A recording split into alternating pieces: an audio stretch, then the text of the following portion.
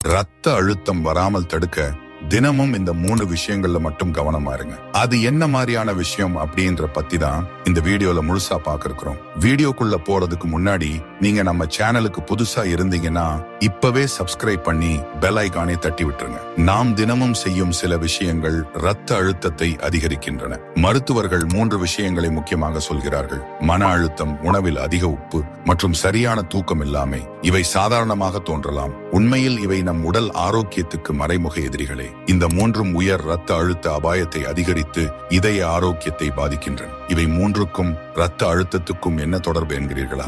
BP வராமல் தடுக்க தினமும் இந்த 3 விஷயங்களில் மட்டும் கவனமா இருங்க.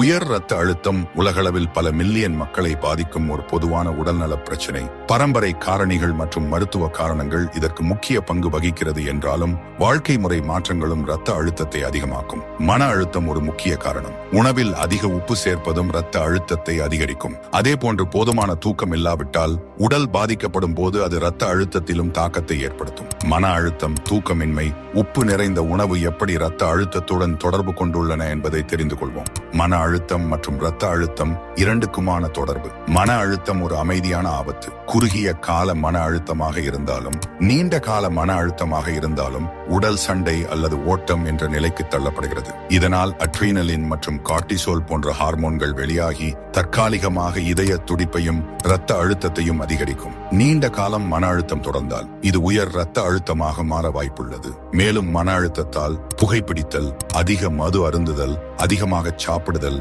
அல்லது உடற்பயிற்சி செய்யாமல் இருத்தல் போன்ற பழக்கங்களும் அதிகரிக்கிறது. இவையெல்லாம் இணையும் போது அது இதய நோய்க்கான ஆபத்தை அதிகரிக்கிறது. மன அழுத்தம் குறைப்பதன் மூலம் பல்வேறு ஆரோக்கியம் பெறலாம். மன அழுத்தத்தால் வரும் இரத்த அழுத்தம் குறைய உயர் இரத்த அழுத்தத்தை குறைக்க சில வழிகள் உள்ளன. யோகா, மூச்சு பயிற்சி, தியானம் போன்றவற்றை செய்யலாம். இவை மனதை அமைதிப்படுத்தி இரத்த அழுத்தத்தை குறைக்கும். உடற்பயிற்சி செய்வது நல்லது. இது மன அழுத்தத்தை குறைத்து இரத்த குழாய்களை ஆரோக்கியமாக வைக்கும். தீவிர மன அழுத்த நிலையில் அதை நிர்வகிக்க மனநல ஆலோசனை அணுகலாம். உப்பு நிறைந்த உணவால் இரத்த அழுத்தம். உப்பு மிதமான அளவில் உடலுக்கு தேவை.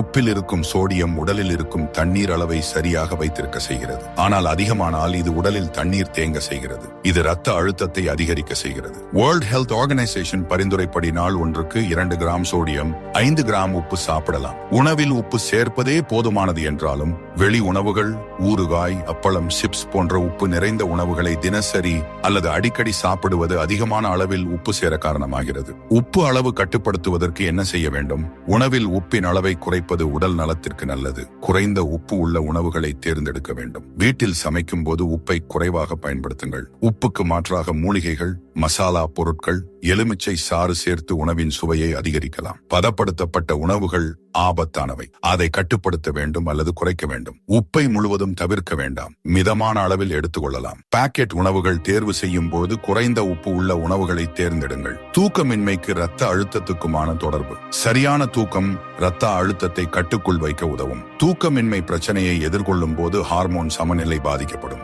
நரம்பு மண்டலம் அதிகமாக வேலை செய்வதால் இரத்த அழுத்தம் அதிகரிக்கும். தூக்கமின்மை தொடர்ந்து நீண்ட நாள் தூங்காமல் இருந்தால் உயர் இரத்த அழுத்தம், ஹைப்பர் டென்ஷன் மற்றும் இதய நோய் வரலாம்.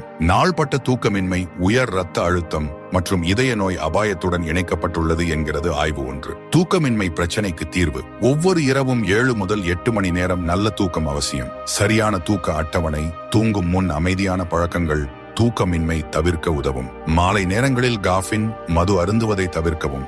இவை தூக்கத்தை கெடுக்கும். தூக்கம் வருவதற்கு புத்தகம் படிக்கலாம், சூடான பால் குடிக்கலாம்.